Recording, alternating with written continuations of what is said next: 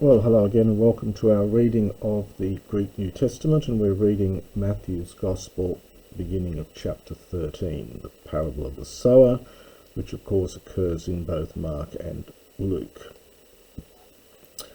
En te hemera ekene exelthon ho Jesus tes oikias ekethato paraten thalasan. And on that day, we're never told which particular day it is, but on that day, Jesus having come out, and it's after the X we get a genitive, out of the house, ekatheto, he was sitting, this is the past tense from kathemai, he was sitting paraten thalasan, beside the sea. Kai sun ekthes en prosauton okloi poloi, hostiauton es ploion embanti kathestai, kai pas ho oklos epiton aigialon hesteke. And literally many crowds, so perhaps a large crowd.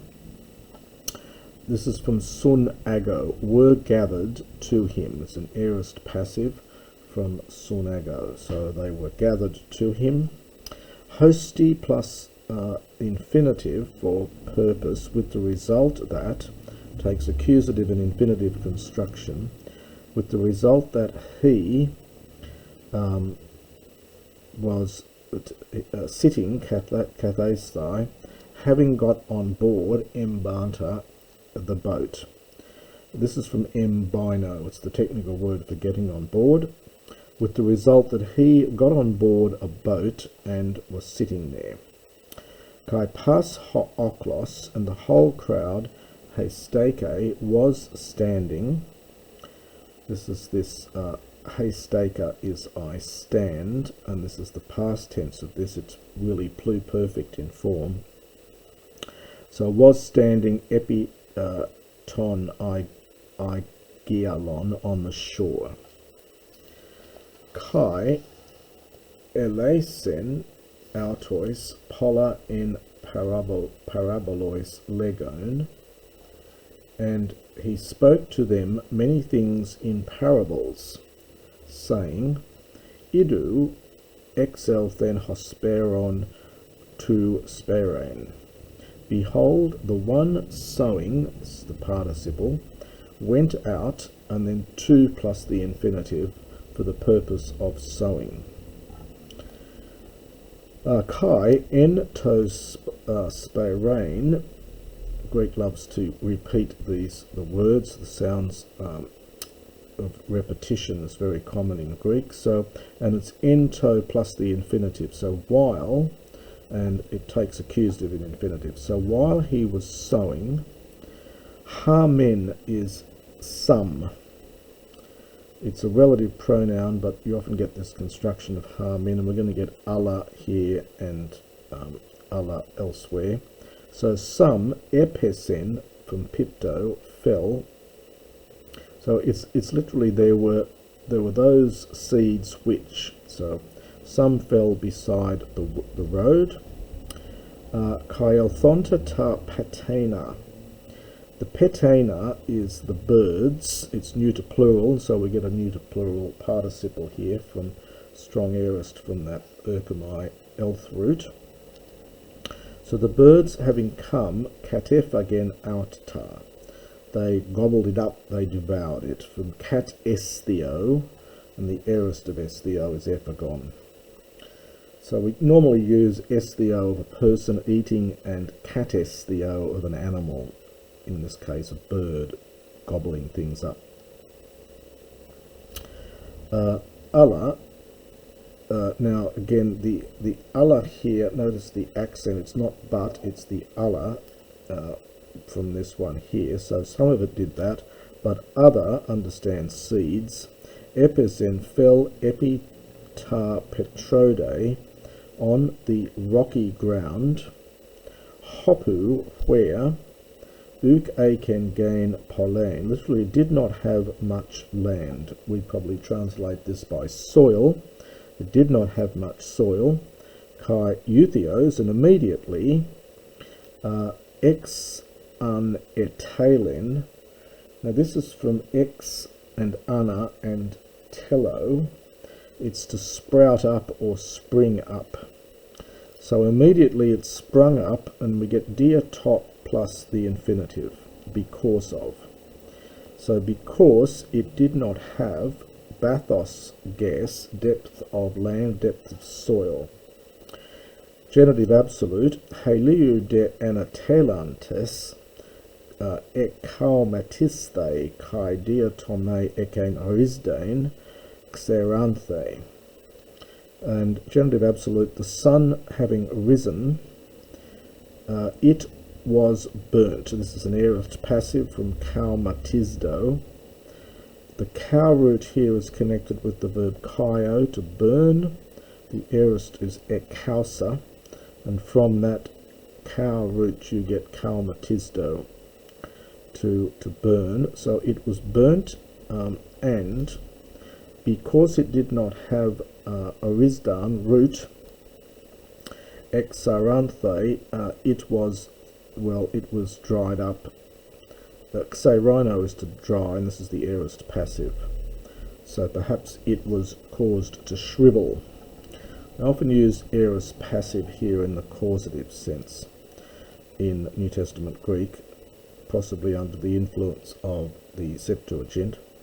So it was burnt, and because it didn't have any root, it was caused to wither. Allah, notice again the accent is not but other seed, understood, fell epitasacanthus, among the thorn bushes, and the acanthi, the thorns, anabasan, grew up, from anabino, they went up, so grew up, kai epnixan alta. This is from penigo, to strangle, or to throttle. Here it's just, I think, strangled, outer them. Ala de epesen, others fell, epitangain tankalain, on the good soil, kai edidu, and it, now this is the imperfect from didomi, so it began to give carpon fruit. We get homin and hot dare. So one of it gave 100, that's 100-fold, so produced 100-fold, and one 60-fold and one 30-fold. Hot ekon ota akueto, let the one having ears, neuter plural noun, third declension from us, let him hear. Kai pros elthontes poi mathetai, apenauto, and the disciples having come, they said to him, Dia ti en parabolais lales autois. On account of what thing, so that is why, do you speak to them in parabolais, in parables? Hot de apokrithes apen autois. And he answered, having answered, he said to them, hoti, probably hoti recitative here, so this is just inverted commas. Humin dedotai gnonai ta musteria tes basileos ton uranon, ekenus de u dedotai. This is the perfect passive from didomi. So it has been given, humin, to you, gnonai, infinitive from gnosko, to know the mysteries of the kingdom of the heavens, but u dedotai, it has not been given ekenois, to that lot. So to them, we'd say, literally to those. Hostis gar eke, for whoever has, understands something, dothesatai, it will be given to him. This is future passive again from didomi. So slightly cryptic here. So whoever has whatever knowledge, perhaps understand more, will be given to him. Kai peris euthesatai, and he will be in abundance. Perisuo is to abound. This is an aorist passive here. the word abound doesn't really go in well in English into the passive. So it's something like more will be given to him. And he will become abundant, perhaps. Hostis der uk eke, but whoever does not have, perhaps understood knowledge, kai ho, even that which eke he has, arthesatai, this is the future passive from iro, to take, here. It will be taken, it will be lifted from him, it will be taken from him. Dear tutor, for this reason, Lello, I speak to them in parables. Hoti blepontes, in order that seeing they may not see, and hearing they might not hear, or they are not hearing, ude, nor are they understanding. This is from Sun Hiemi. One of the many meanings of this is to understand, Sun Hiemi. So that seeing they do not see, and hearing they do not hear, nor do they understand. Kai ana plerute autois he prophetea esaioi he legusa. Slightly different variation on the way he introduces quotations here, and the prophecy of Isaiah is being fulfilled for them, the one saying, and we now get a quotation here, the quotations from Isaiah 6, 9 to 10. Akoe aku sete kai ume sonete. You will hear with your ear, and in no way will you understand. This again is the second person plural from Sun, and subjunctive here from Sun Hiemi. Hiemi is a very difficult and complicated verb for various reasons. The original, well, there are two possible original forms for this, one of which is sisami, and the s's disappear, but they do all sorts of strange things to the forms of this verb. And we get ume plus the subjunctive, so in no way will you. So you will hear with your ear, but you will in no way understand. And blepontes, seeing, you will see, and you will no way will you idete, well, you see. We've got two different verbs of seeing here. Blepo has more the sense of just looking at, and the horao, from which this comes, is more of the sense of really seeing, taking it in. So perhaps you might say, looking, you will look and you will not see. Ep akthune ga he kadia tu la tutu, for the heart of this people. Epakthunte is from epak kuno. It means to be literally become thick, or to become fat.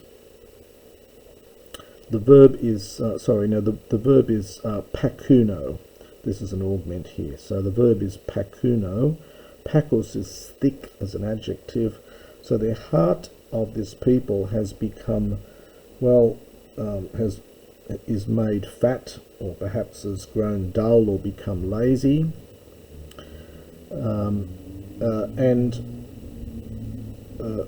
akusan, they hear with their ears, dative plural of us, barios. Well, it means heavily, probably in the sense of poorly. They don't hear very well, they hear badly with their ears. And this verb here is a very funny verb. It's what's known as sunkope. From the verb is katamuo, and the kata becomes a cam before the mu. So originally kata muo. Muo is to close one's eyes. We actually get our word mystic from this same root, and this is a poetic word really. It's an epic word. To close your eyes. It occurs in the Septuagint, but mainly in Isaiah. So they have shut their eyes, they've closed their eyes. No longer do they see with their eyes, and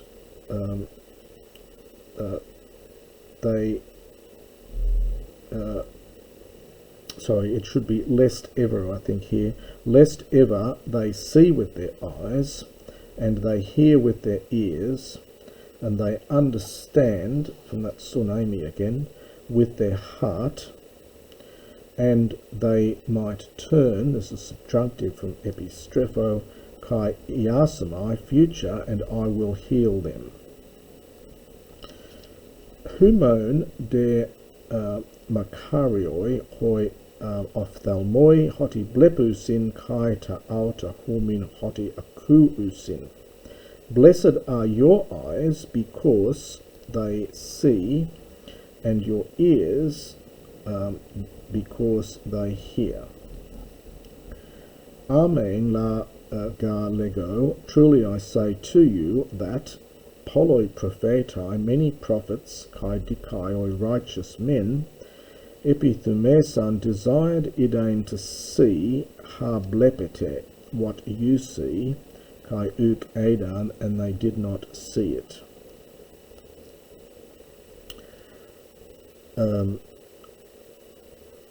And to hear what things which you hear, and they did not hear it. And that's the first section from chapter 13.